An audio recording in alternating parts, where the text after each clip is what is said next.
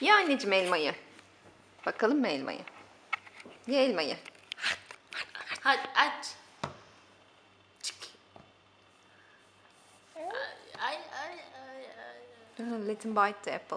Apple. Böyle yap.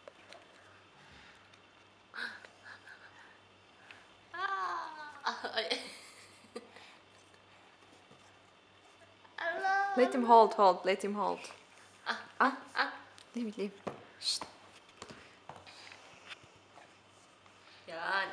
Olmuyor mu? Isır. Isır kamerayı bırak. Basına müdahale yok.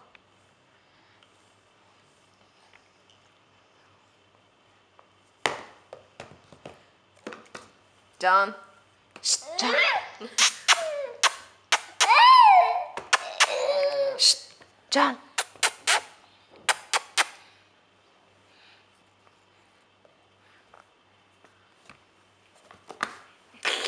Can böyle yap. Yapabilir misin? Şşt, böyle yap. Aman. Öyle değil bak böyle bak. Şşt.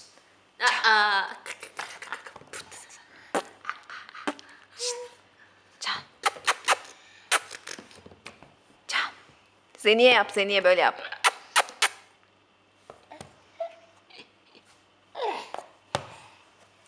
Hadi ye elmanı ye. Ye elmayı, yatma yere al. Al ye. Nasıl yedin ama? Zeni 1, Can 0. Kafaya vurursun öyle işte. Kim geldi bakalım şimdi? Kim geldi? Kim? Afiyet olsun. Yemek mi yiyorsun sen? Ne yiyorsun? Elmayı ısırıyor ama yiyemiyor. Elma mı yiyorsun sen? Benim Şimdi öğrendim. Babaya öpücük yapacağım. Böyle yap. Yap. Babaya yap. bakayım nasıl yapıyorsun? Yapıyor. Ne yapıyorsunuz? İyiyiz, hoş geldin. Baba. Can, bay bay yap bir tane. Bay bay, kamerayı kapatıyorum Can. Şşt, bay bay. Bay bay. Bana yap bana. Bay bay. Bas.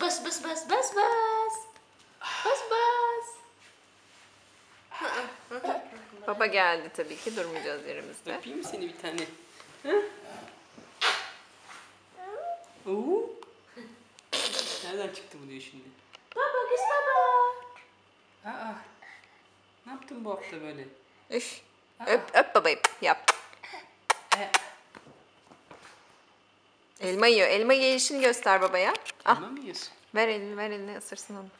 Sıkılmış. Çok komik ısırıyor.